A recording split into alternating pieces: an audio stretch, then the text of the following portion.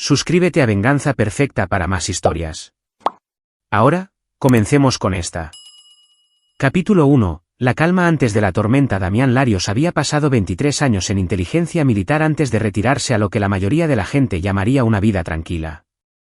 La mayoría de la gente no sabía que la jubilación significaba consultar directamente con el secretario de la Defensa Nacional sobre asuntos que nunca llegaban a las reuniones informativas o a los informes.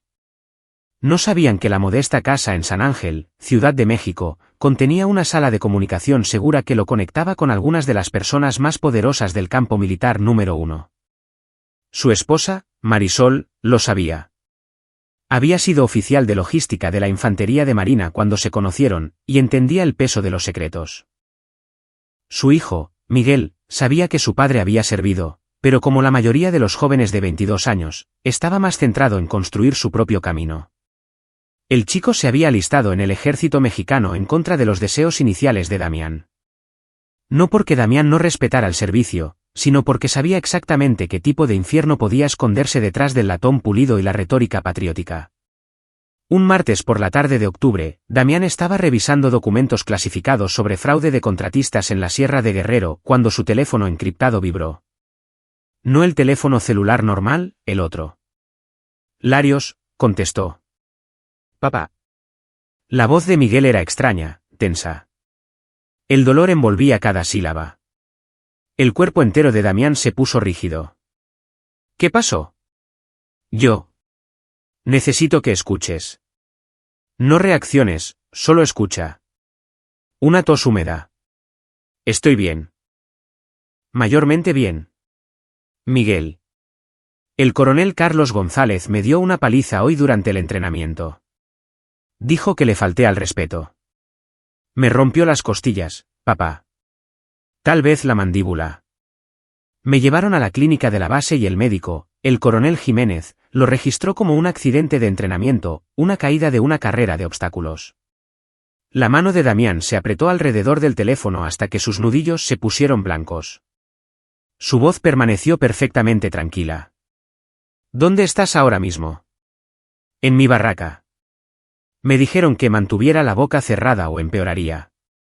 Dijeron que soy un alborotador, que no puedo manejar la disciplina militar. Otra pausa. Papá, hay 40 tipos mirando. Ninguno de ellos me respaldará. González los tiene aterrorizados. Cuéntamelo todo.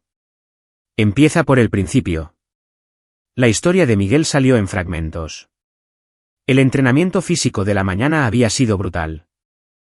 González había estado nervioso toda la semana, gritándole a todo el mundo. Miguel había hecho una pregunta sobre el protocolo de hidratación adecuado durante una marcha con equipo. Una pregunta simple y reglamentaria. González lo había tomado como insubordinación, le dijo que se pusiera a hacer 50 flexiones. Algo normal. Pero luego, después de que la compañía se dispersara, González le había ordenado a Miguel que se quedara. El coronel lo había rodeado como un depredador, preguntándole si se creía más listo que su oficial al mando. Antes de que Miguel pudiera responder, el primer puñetazo le había aterrizado en el plexo solar, luego en las costillas, en la cara. Cuando Miguel cayó, González lo pateó 2 veces más. Dijo, esto es lo que les pasa a los listillos que creen que saben más, susurró Miguel. Luego llamó al capitán Galindo y al teniente Jiménez. Me arrastraron a la clínica. El médico me miró a González y redactó el informe del accidente. ¿Sin preguntas? La mente de Damián ya estaba trabajando en escenarios, protocolos, cadenas de mando. ¿Quién más lo vio? Toda mi unidad, 42 tipos. Pero Tadeo Durán me apartó después. Dijo que quería denunciarlo, pero González amenazó a todo el mundo, dijo que cualquiera que hablara se encontraría en la Sierra de Guerrero en las peores misiones imaginables y que su alcance iba más allá de lo que podíamos imaginar. Tadeo Durán, repitió Damián, guardando el nombre. Parece que tiene algo de integridad. Es un tipo sólido, papá. Pero tiene miedo. Todos lo tenemos. La voz de Miguel se quebró. ¿Qué hago? Damián se levantó, caminando ya hacia su sala segura. No haces nada. Te recuperas. Mantienes un perfil bajo durante exactamente 48 horas. ¿Puedes hacer eso? Sí, pero... Sin peros, Miguel.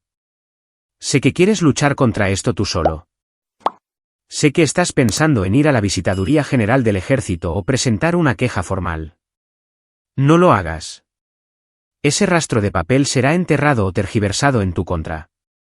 Confía en mí en esto. ¿Qué vas a hacer? Damián desbloqueó la sala segura, sus dedos ya buscando archivos en su computadora. Voy a recordarle a algunas personas que todavía hay consecuencias en este mundo. Te llamaré en 2 días. Mantente a salvo. Después de colgar, Damián se sentó en silencio durante exactamente 60 segundos. Era un viejo hábito de sus días de inteligencia, 60 segundos para dejar pasar la rabia, para que la emoción se desvaneciera, para que la parte calculadora y despiadada de su mente tomara el control. Luego, se puso a trabajar. Capítulo 2. Construyendo el arsenal para el miércoles por la mañana, Damián había leído todo el expediente militar del coronel Carlos González. No era el expediente oficial, eso era basura saneada destinada a las juntas de promoción. Este era el expediente real, el que la inteligencia mantenía sobre todos por encima de cierto rango, el que enumeraba cada acusación, cada queja susurrada, cada incidente sospechoso que nunca llegó a los canales oficiales. González era un cáncer. 3 incidentes separados en destinos anteriores que involucraban fuerza excesiva. 2 quejas formales que habían sido retiradas después de que los denunciantes fueran repentinamente reasignados a puestos que acababan con sus carreras. Un patrón de comportamiento que gritaba abuso de poder, protegido por una red de oficiales que o le temían o se beneficiaban de su brutalidad.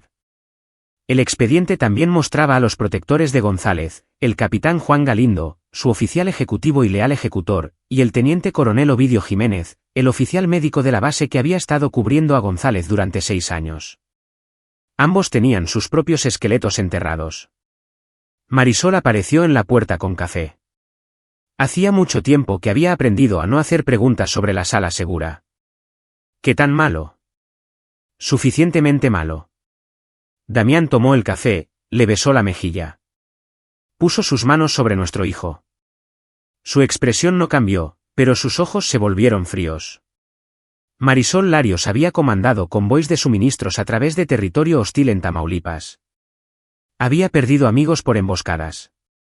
Sabía exactamente qué tipo de maldad podía vestir un uniforme. ¿Qué necesitas de mí?, preguntó. Mantén las cosas normales aquí. Si no he vuelto en 3 días, llama a David Flores al campo militar número 1. A su línea directa. Ella asintió. David Flores era el subsecretario de Defensa para Inteligencia. Él y Damián habían trabajado juntos en operaciones que estarían clasificadas durante los próximos 50 años. ¿Vas a ir a la base? Mañana por la mañana. Iré como un padre preocupado, solo un civil que quiere respuestas sobre el accidente de entrenamiento de su hijo. La sonrisa de Damián fue fría. Quiero ver hasta dónde llevarán la mentira. El miércoles pasó en un torbellino de llamadas encriptadas e investigación cuidadosa. Damián contactó a 3 fuentes separadas dentro del campo militar número 1, personas que le debían favores de sus días de inteligencia. No les dijo lo que estaba planeando. Solo les pidió que estuvieran listos. También contactó a Domingo Ocampo, un investigador militar de la Visitaduría General del Ejército que había trabajado en varios casos con Damián. Ocampo era una de las pocas personas genuinamente honestas en la aplicación de la ley militar. Necesito que me hables del clima de mando del campo militar de Santa Lucía, dijo Damián cuando Ocampo le devolvió la llamada. Esa es una pregunta específica. ¿Estás investigando a alguien? Coronel Carlos González, comandante de entrenamiento. Una larga pausa. Jesús, Damián. ¿Cuál es tu interés? Personal. Muy personal. Entonces deberías saber que González es intocable. Un general de 3 estrellas llamado Beltrán cree que camina sobre el agua. Hemos intentado investigarlo 2 veces. Ambas veces, el general lo hizo desaparecer. Te estás metiendo en un callejón sin salida. Gracias por la advertencia. Damián colgó y añadió al general Beltrán a su lista. La podredumbre llegaba más alto de lo que había pensado. Esa noche, Damián llamó a Miguel de nuevo. Su hijo sonaba mejor, probablemente los analgésicos ayudaban con las costillas. ¿Cómo lo llevas? Enojado, pero me mantengo callado como dijiste. Una pausa. Papá, escuché a González alardear hoy. Dijo que había quebrado a otro recluta débil, que el ejército necesita eliminar a los blandos. Ni siquiera cree que hizo algo malo. Los hombres como él nunca lo hacen. Esa será su debilidad. Damián mantuvo su voz suave. Voy a la base mañana. Estaré allí solo como tu padre. Sin rango, sin títulos. Quiero que escuches cómo manejan una queja de un civil. Te van a cerrar la puerta en las narices. Cuento con ello. Miguel, necesito que hagas algo por mí. Ese soldado, Tadeo Durán, es alguien en quien confías completamente. ¿Con mi vida? Bien. Necesito que le digas que documente todo lo que vio. Una declaración escrita, fechada, firmada. Que la mantenga oculta, que no la presente en ningún lado, que no se lo diga a nadie más. Solo que lo escriba exactamente como lo recuerda. ¿Puede hacer eso? Le preguntaré esta noche. Y Miguel, no importa lo que pase mañana, no importa lo que escuches, confía en que sé lo que estoy haciendo. El jueves por la mañana, Damián se vistió con ropa de civil, vaqueros, una camisa de botones, botas de trabajo. Parecía cualquier padre de clase trabajadora que venía a resolver un problema con el entrenamiento de su hijo. Condujo su camioneta personal, no el sedán del gobierno que estaba en su garaje. Todo en su apariencia decía ordinario, impotente, olvidable. El viaje al campo militar de Santa Lucía duró 4 horas. Damián las pasó escuchando música y preparándose mentalmente.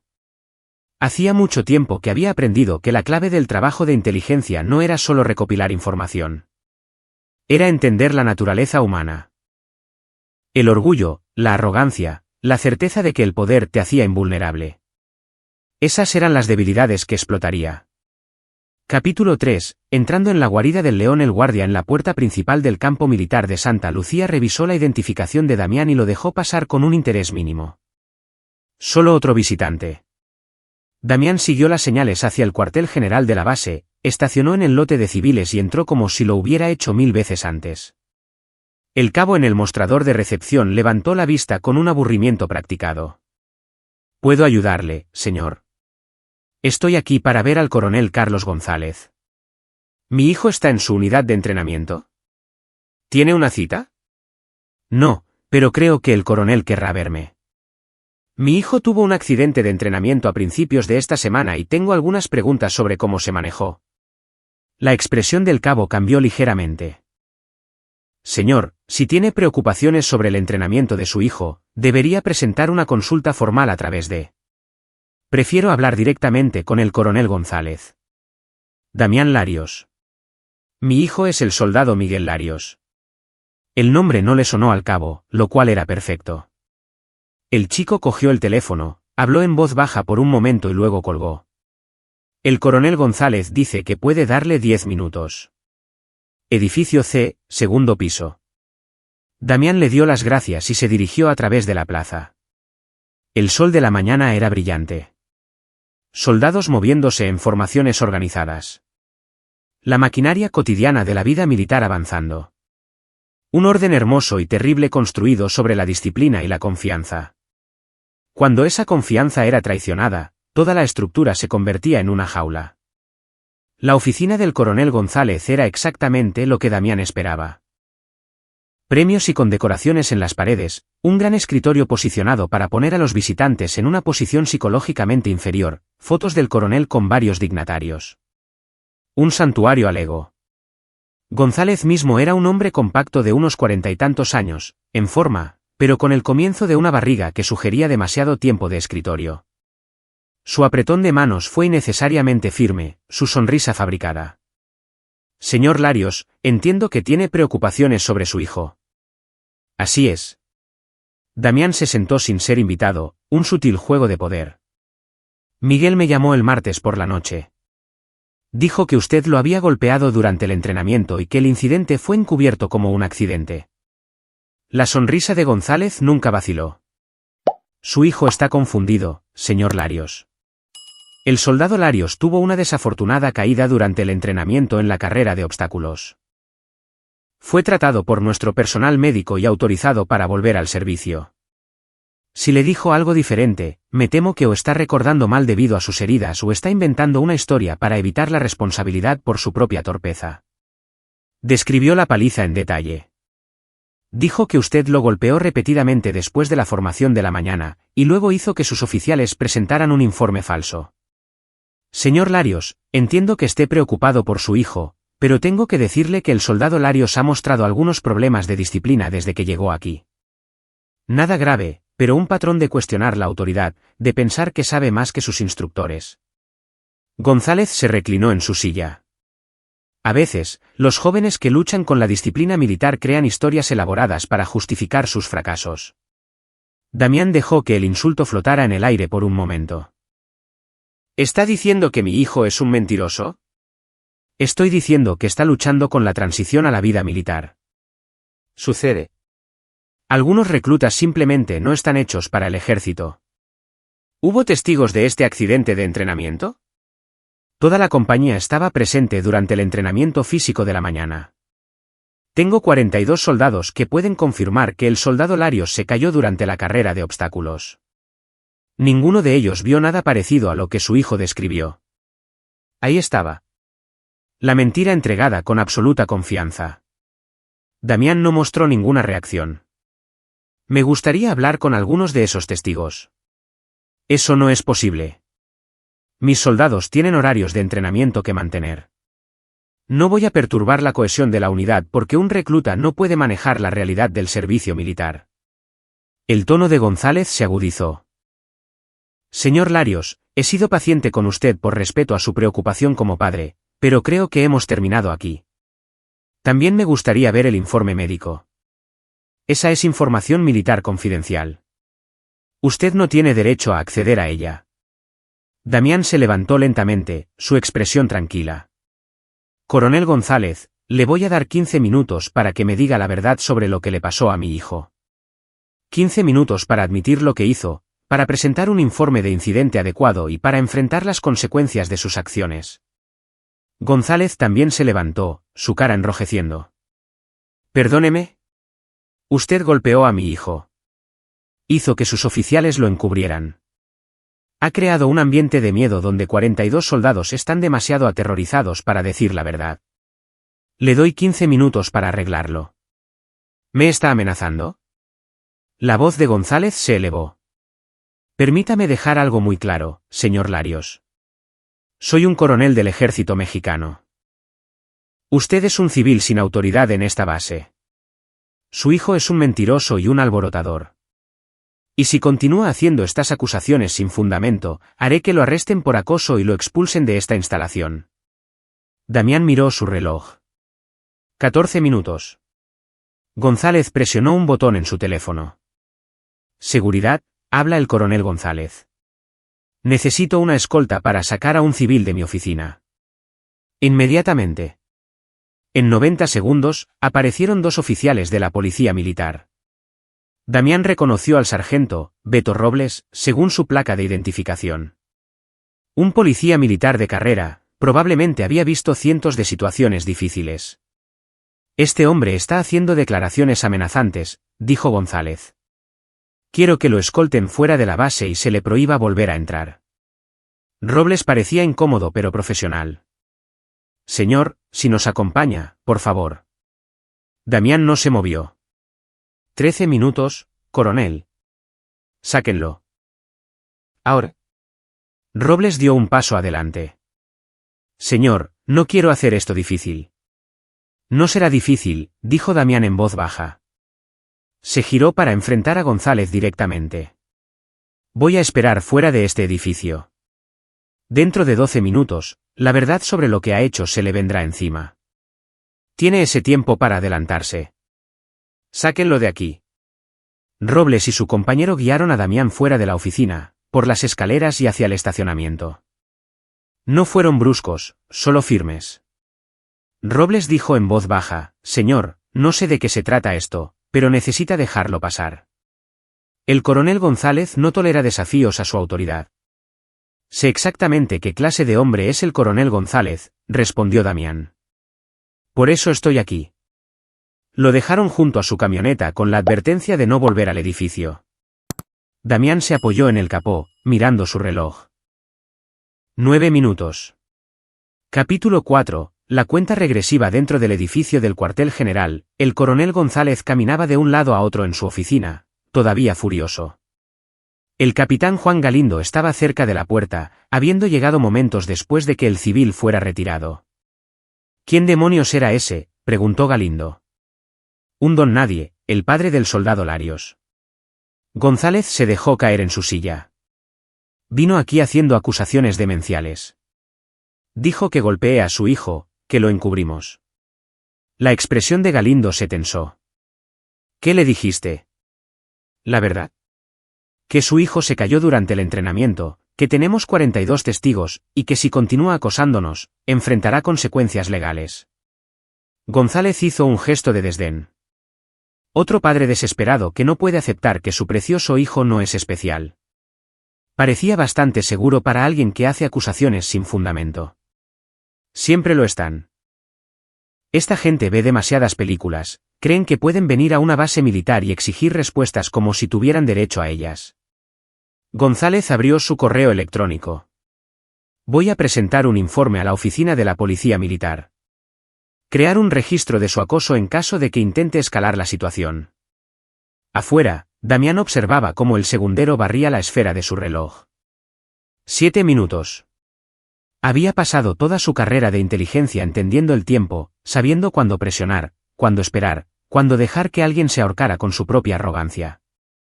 González estaba siguiendo el guión a la perfección, desestimando una queja civil, escondiéndose detrás de la autoridad militar, confiado en que su posición lo hacía intocable. 5 minutos. Un mensaje de texto apareció en el teléfono de Damián. De David Flores, listo a tu señal.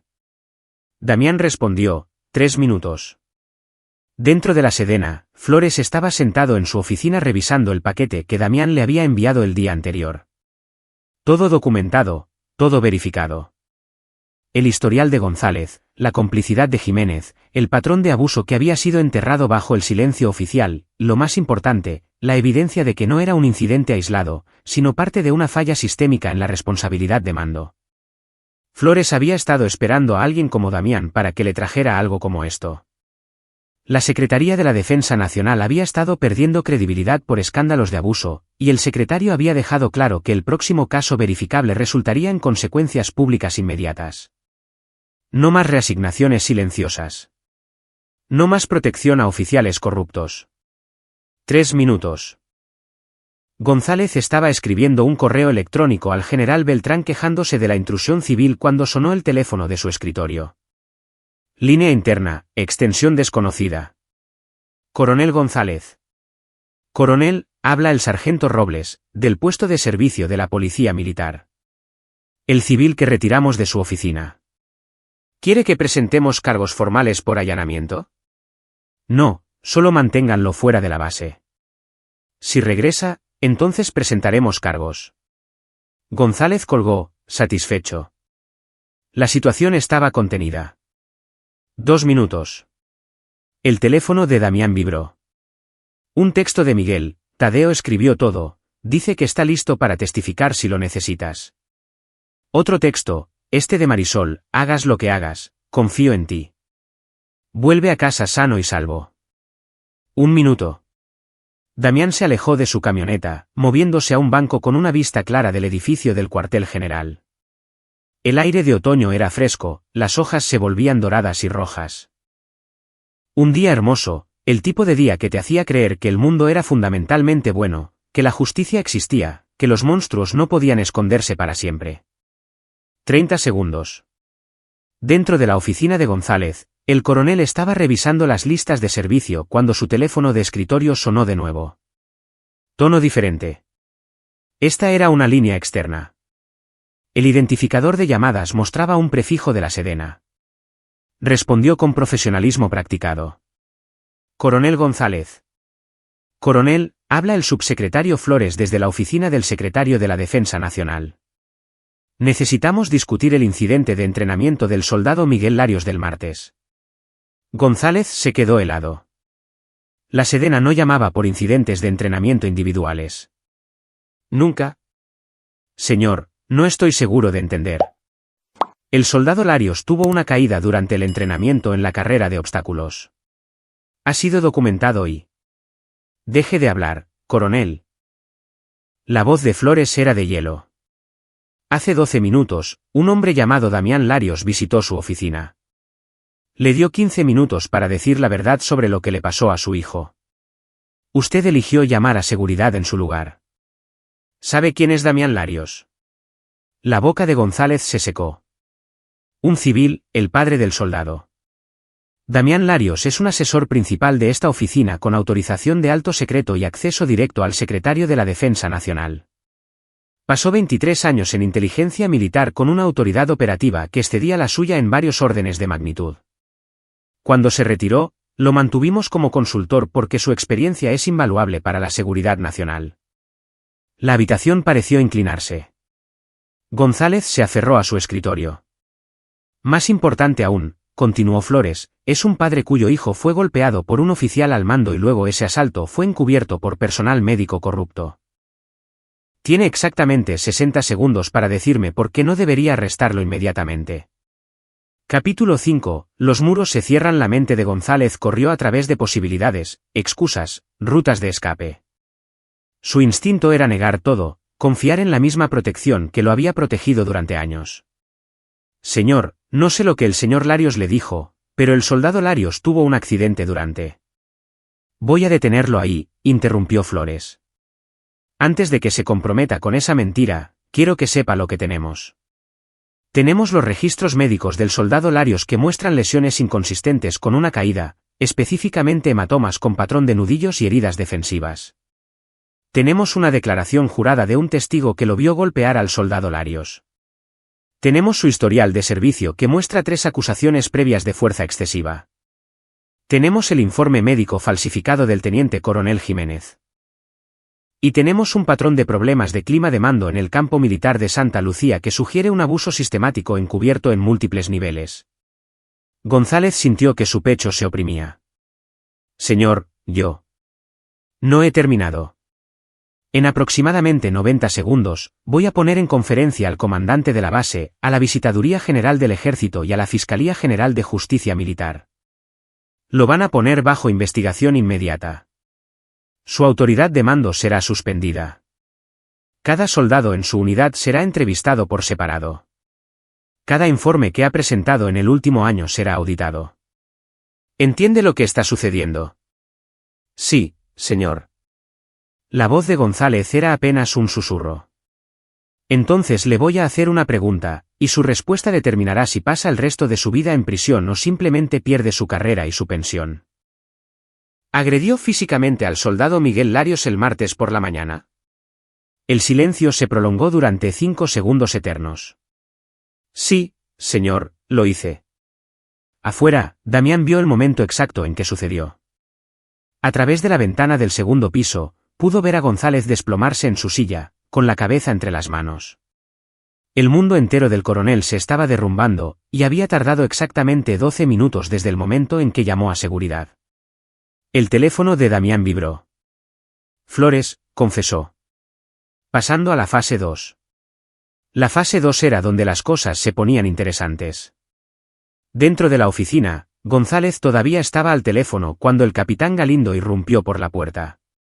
Coronel, acabo de recibir una llamada de la policía militar.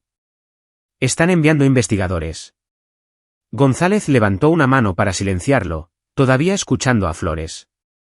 Permanecerá en su oficina, decía Flores. No contactará al teniente coronel Jiménez, al capitán Galindo ni a ningún otro oficial involucrado en este encubrimiento. No accederá a ningún archivo o computadora. No abandonará la base. Los investigadores llegarán en 2 horas para tomar su declaración formal. ¿Está claro? Sí, señor. Póngame en altavoz. González presionó el botón. El rostro de Galindo se había puesto pálido. Habla el subsecretario Flores a todos en esa oficina. A partir de este momento, el coronel González ha sido relevado de su autoridad de mando pendiente de investigación. Capitán Galindo, se le ordena que se presente inmediatamente en la oficina legal de la base. No discuta este caso con nadie. No intente contactar a testigos ni alterar ningún documento. El incumplimiento resultará en cargos criminales. Acuse recibo. La voz de Galindo tembló. Entendido, señor. Han destruido la confianza que es fundamental para el servicio militar. Han traicionado a los soldados bajo su mando, y han aprendido la lección más dura que existe, que el rango no te hace invulnerable y que, eventualmente, alguien más poderoso te hará rendir cuentas. Flores hizo una pausa. El señor Larios todavía está en esa base.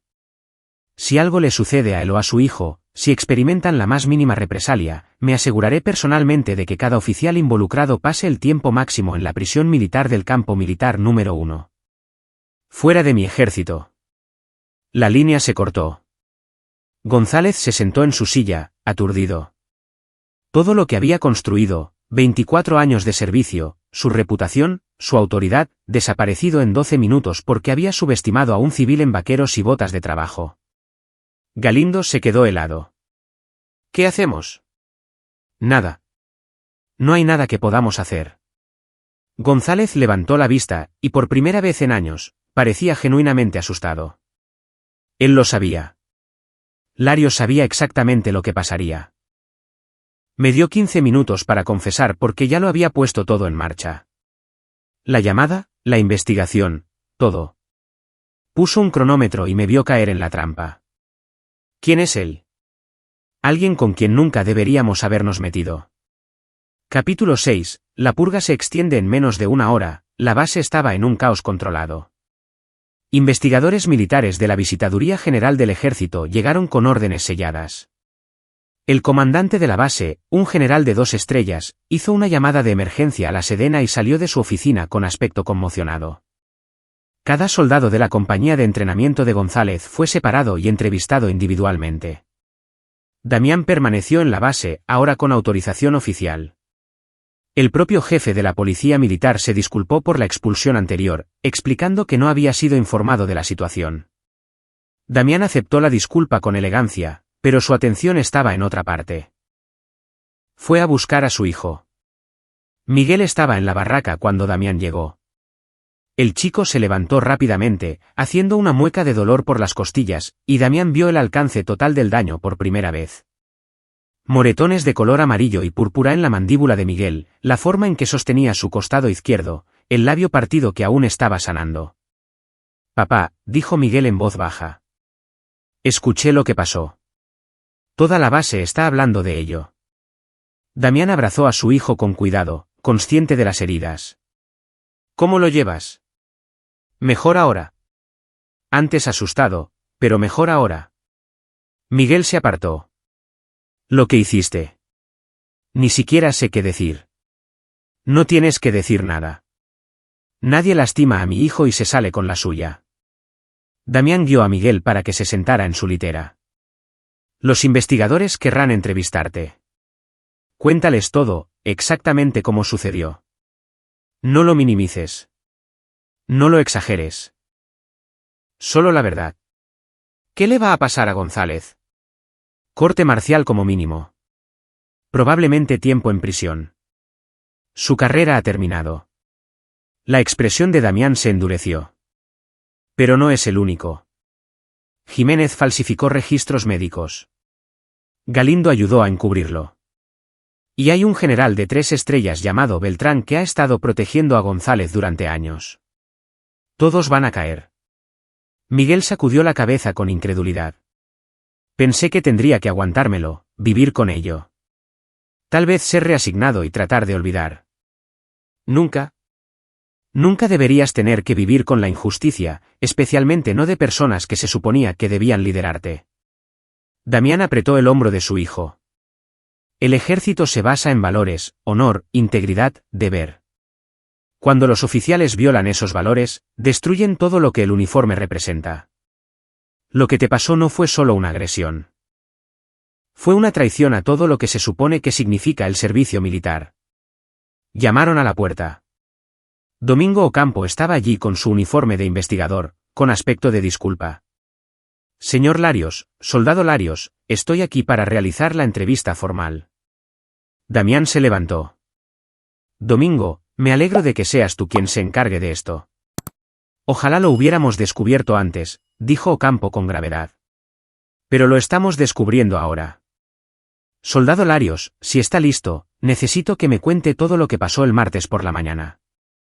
Mientras Miguel daba su declaración, Damián salió para atender una llamada. Era Tadeo Durán, el amigo de Miguel. Señor Larios, acaban de entrevistarme. Les conté todo lo que vi. La voz de Durán era firme pero emocionada. Debería haber hablado antes. Debería haber. Estás hablando ahora. Eso es lo que importa. Damián mantuvo un tono suave. Estabas en una situación imposible. González había creado un ambiente en el que decir la verdad significaba destruir tu carrera. Eso no es culpa tuya. Aún así, siento que le fallé a Miguel. No lo hiciste. Estás dando la cara ahora que cuenta. Eso requiere coraje. Después de la llamada, Damián caminó de regreso hacia el edificio del cuartel general. Vio a González siendo escoltado por 2 policías militares, su pistola de servicio ya confiscada, su porte ya no era el de un comandante seguro, sino el de un hombre que sabía que su vida había terminado. Sus miradas se encontraron por un momento. González fue el primero en apartar la vista. Capítulo 7. La caída del dominó. La investigación avanzó con una eficiencia brutal. En 48 horas, se hizo evidente el alcance total del patrón de abuso de González.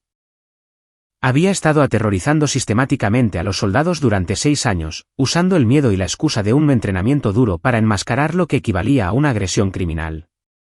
17 soldados se presentaron con sus propias historias, incidentes que habían sido enterrados o justificados.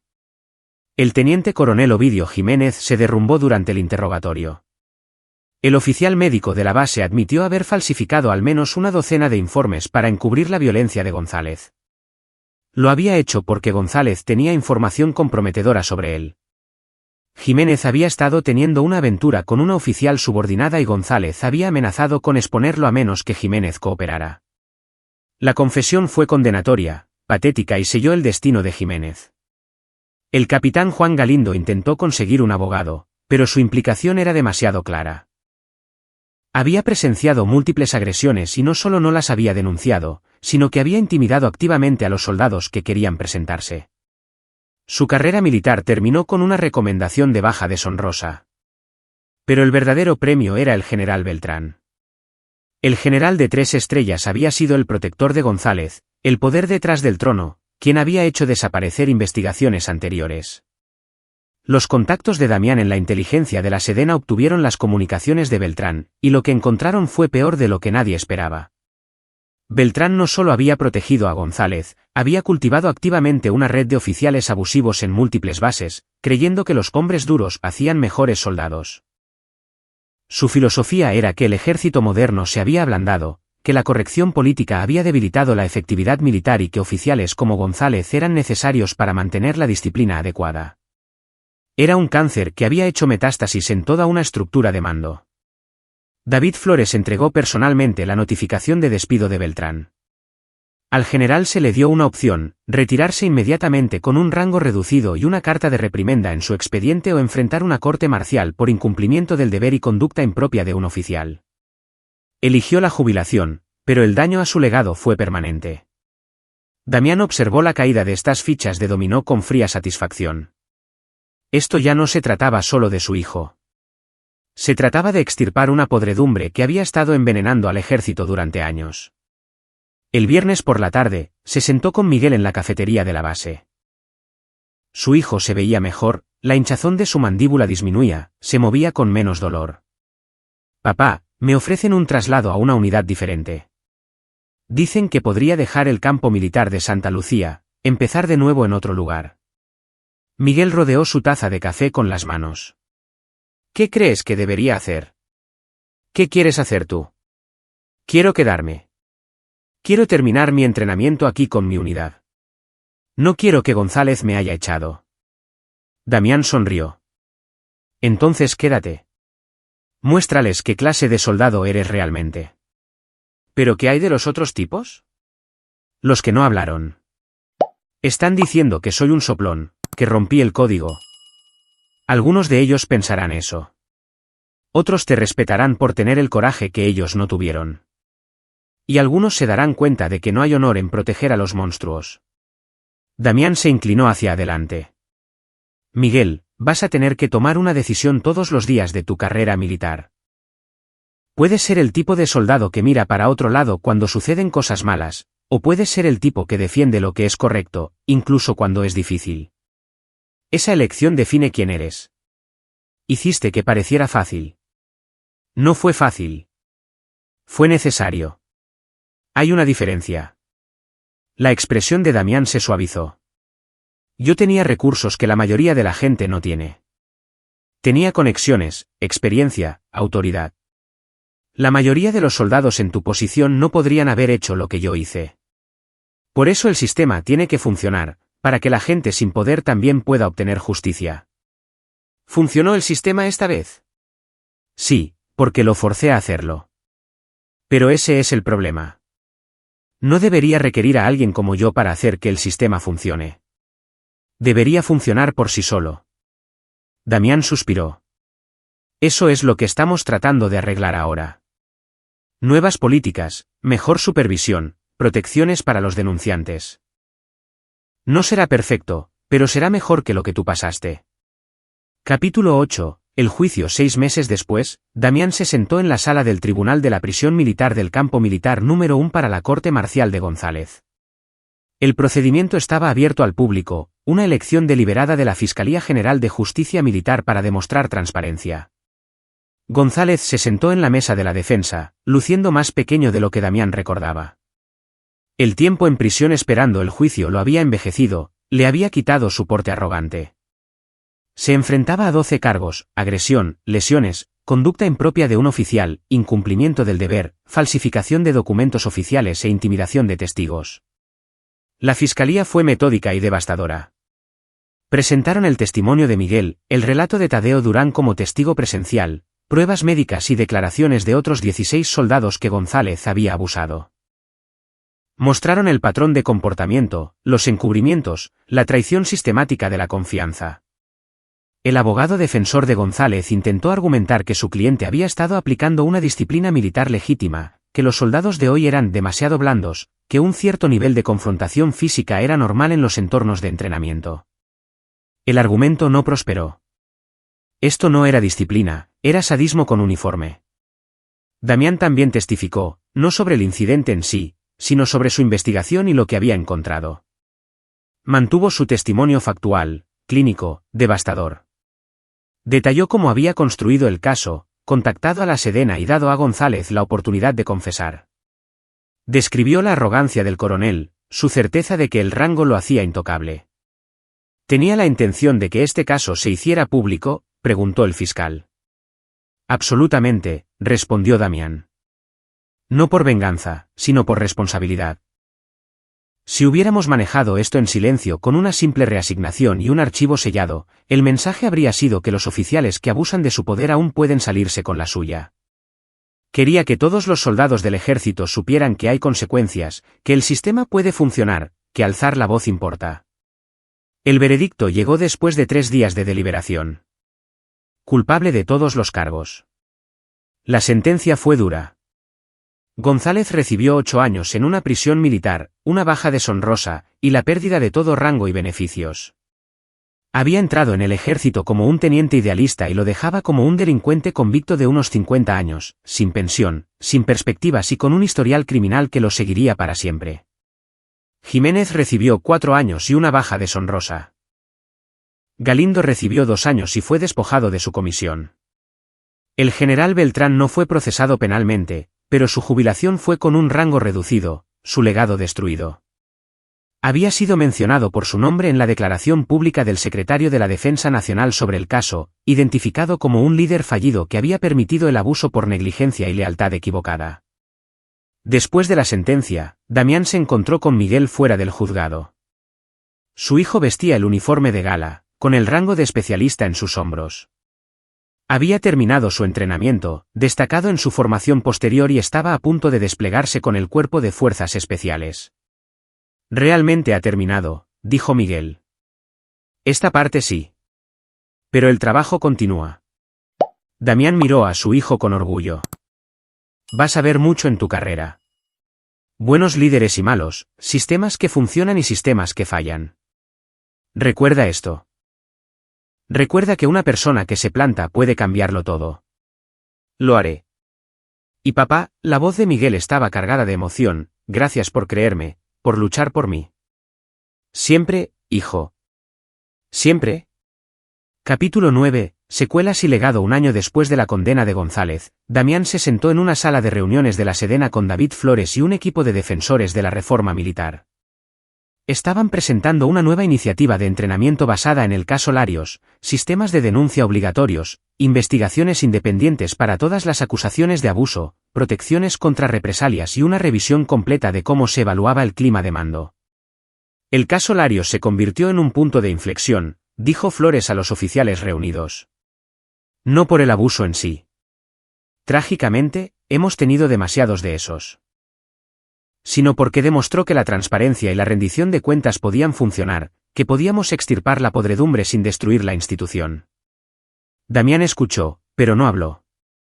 Esto ya no era su espectáculo. Había hecho lo que tenía que hacer, proteger a su hijo, exponer la corrupción, forzar al sistema a funcionar. Ahora, dependía de otros asegurarse de que los cambios perduraran. Después de la reunión, condujo a casa en San Ángel. Marisol estaba en la cocina preparando la cena. El olor a ajo y hierbas llenaba la casa. Lo besó cuando entró. ¿Cómo estuvo? Productivo. Realmente están escuchando. Damián se aflojó la corbata. Quizás algo bueno salga de todo esto. Ya lo ha hecho. Miguel llamó antes. El comandante de su unidad lo elogió frente a toda la compañía. Dijo que era el tipo de soldado que el ejército necesitaba, alguien con coraje e integridad. Damián sonrió. Eso valía más que cualquier medalla o condecoración. Esa noche, estaba sentado en su estudio revisando correos electrónicos cuando uno llamó su atención. Era de Tadeo Durán, ahora sargento y trabajando él mismo como instructor militar. Señor Larios, quería que supiera que cuento la historia de su hijo a cada clase que enseño. No toda, pero las partes importantes. Que alzar la voz importa. Que una persona puede marcar la diferencia. Que el rango no hace que alguien tenga razón. A algunos de los instructores no les gusta. Creen que estoy socavando la cadena de mando. Pero los estudiantes lo entienden. Entienden que el verdadero liderazgo significa proteger a las personas que sirven bajo tu mando, no abusar de ellas. Gracias por mostrarnos cómo es eso. ¿Tadeo? Damián leyó el correo electrónico 2 veces, luego se lo reenvió a Miguel con un simple mensaje: comenzaste algo importante. Orgulloso de ti. 3 años después, Damián fue invitado a hablar en el simposio de ética del Heroico Colegio Militar. Se paró frente a 300 futuros oficiales y les contó la historia de lo que sucedió cuando su hijo fue golpeado por un coronel que se creía intocable. El liderazgo no se trata de rango o autoridad, les dijo Damián. Se trata de carácter. Se trata de hacer lo correcto incluso cuando es difícil, incluso cuando te cuesta algo, incluso cuando todos a tu alrededor eligen el camino fácil de mirar para otro lado. Hizo una pausa, mirando los rostros jóvenes que le devolvían la mirada. Algunos de ustedes enfrentarán situaciones como la que enfrentó mi hijo. Verán abuso, corrupción o incompetencia, y tendrán que decidir si hablar o permanecer en silencio. No puedo decirles qué hacer en esos momentos. Pero puedo decirles esto: la medida de un líder no es cómo actúa cuando todos están mirando. Es cómo actúa cuando nadie está mirando, cuando lo único que lo hace responsable es su propia conciencia. Después del discurso, un joven cadete se le acercó. Señor, lo que hizo por su hijo, usando sus conexiones, su poder.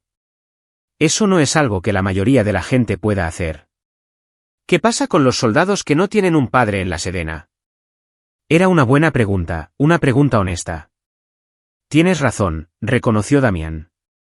La mayoría de la gente no tiene los recursos que yo tenía. Por eso precisamente cambiamos el sistema. Ahora hay investigadores independientes, canales de denuncia protegidos y políticas contra las represalias. No es perfecto, pero es mejor de lo que era. ¿Pero qué pasa si el sistema les falla? Entonces hacen lo que hizo mi hijo. Documentan todo. Encuentran a una persona en la que pueden confiar y se niegan a ser silenciados. A veces, alzar la voz destruye tu carrera. A veces te ostracizan o te castigan. Pero la alternativa, permanecer en silencio mientras la gente en el poder abusa de ese poder, eso destruye tu alma. El cadete asintió lentamente. Gracias, señor. Mientras Damián conducía de regreso a la Ciudad de México, pensó en esa pregunta. El sistema era mejor ahora, pero no era perfecto.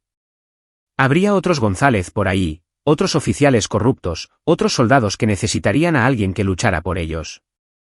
Pero también habría más gente como Miguel, como Tadeo, como los miles de soldados que aprendieron de este caso que la rendición de cuentas importaba. Esa noche, Damián cenó con Miguel, que estaba de permiso entre despliegues. Su hijo había sido ascendido a sargento de personal, había ganado la insignia de infantería de combate y estaba siendo recomendado para la Escuela Militar de Formación de Oficiales. Me aceptaron en la escuela militar, dijo Miguel durante la cena. Me comisionaré como subteniente el próximo año. ¿Cómo te sientes al respecto? Emocionado, nervioso, decidido a ser el tipo de oficial que desearía haber tenido desde el principio. Miguel hizo una pausa. He estado pensando mucho en el liderazgo, en lo que significa ser responsable de la vida y la carrera de otras personas. ¿Y a qué conclusión has llegado? Que lo único que importa es si la gente bajo tu mando puede confiar en ti. No temerte, confiar en ti. Confiar en que tomarás buenas decisiones, que escucharás cuando tengan preocupaciones, que los protegerás de la injusticia incluso si te cuesta algo. Miguel miró a los ojos de su padre. Tú me enseñaste eso. No con palabras, sino mostrándome cómo se veía. Damián sintió un nudo en la garganta. Vas a ser un gran oficial, Miguel. Mejor de lo que yo fui. Lo dudo, pero lo intentaré. Hablaron hasta altas horas de la noche, padre e hijo, sobre el servicio y el sacrificio y la delgada línea entre la disciplina y el abuso. Sobre la carga del liderazgo y la responsabilidad del poder. Sobre lo difícil que era hacer lo correcto en un mundo que a menudo recompensaba hacer lo incorrecto. Más tarde, después de que Miguel se fuera, Damián se sentó en su estudio y sacó el informe final de la investigación sobre el caso González. 17 soldados que habían sido abusados se habían presentado. 12 habían abandonado el ejército por completo, traumatizados por lo que habían soportado. 5 se habían quedado y estaban prosperando bajo un nuevo liderazgo. Pero el impacto real era más difícil de medir. ¿Cuántos otros oficiales abusivos habían sido detenidos debido a una mayor supervisión? ¿Cuántos soldados se sentían más seguros denunciando la mala conducta porque habían visto que el sistema realmente funcionaba? ¿Cuántos líderes habían cambiado su comportamiento porque sabían que ya no podían esconderse detrás del rango? No había forma de saberlo con certeza, pero Damián eligió creer que había importado. Años más tarde, cuando Damián estaba completamente retirado y Miguel era un capitán condecorado al mando de su propia compañía, visitaron el campo militar de Santa Lucía juntos. La base se había transformado. Nuevo liderazgo, nuevos protocolos de entrenamiento, una cultura completamente diferente. Se detuvieron junto al monumento que se había erigido para los soldados que murieron en accidentes de entrenamiento.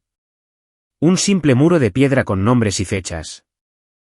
Un recuento honesto de las pérdidas, sin encubrimientos, sin informes falsificados. Así es como se ve la rendición de cuentas, dijo Miguel en voz baja. La verdad, incluso cuando es dolorosa. Damián puso su brazo alrededor de los hombros de su hijo. ¿Sabes cuál es la mejor parte de todo esto? No es que González fuera a la cárcel. Ni siquiera que el sistema cambiara. Es que tú saliste fortalecido. No dejaste que lo que pasó te amargara o te volviera cínico. Lo usaste para convertirte en el tipo de líder que nunca le haría a otra persona lo que te hicieron a ti. Tuve un buen ejemplo, respondió Miguel. Permanecieron allí juntos mientras el sol se ponía sobre la base. Padre e hijo, ambos entendiendo que la lucha por la justicia nunca terminaba realmente. Siempre habría personas que abusarían del poder, que encubrirían crímenes, que pensarían que el rango los hacía invulnerables. Pero también siempre habría personas que se les enfrentarían. Personas que se negarían a ser silenciadas. Personas que creían que hacer lo correcto importaba, incluso cuando era difícil. Y a veces, solo a veces, esas personas ganaban. Epílogo. El coronel Carlos González fue liberado de la prisión militar después de cumplir 6 años de su sentencia de 8 años.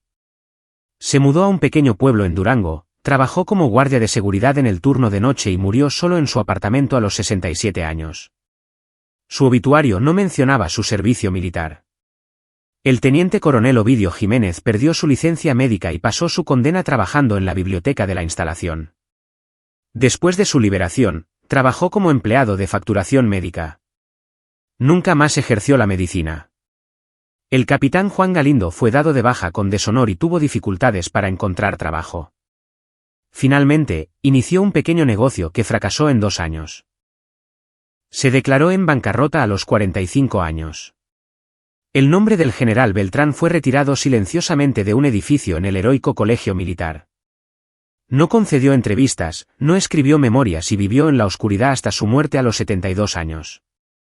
El sargento segundo Tadeo Durán se comisionó como oficial y finalmente ascendió al rango de mayor. Se convirtió en un defensor de la ética militar y habló abiertamente sobre la importancia de proteger a los soldados del liderazgo abusivo. El capitán Miguel Larios sirvió con distinción durante 15 años antes de pasar al sector privado. Mantuvo una estrecha relación con su padre y a menudo habló públicamente sobre la importancia de la rendición de cuentas en el liderazgo. Damián Larios continuó consultando para la Secretaría de la Defensa Nacional hasta su jubilación final a los 65 años. Él y Marisol viajaron extensamente, pasaron tiempo con sus nietos y vivieron tranquilamente en San Ángel. Dio discursos ocasionales sobre ética y liderazgo, pero en su mayoría prefirió dejar que sus acciones hablaran por sí mismas. Las reformas implementadas después del caso Larios se convirtieron en protocolo estándar en todas las ramas militares.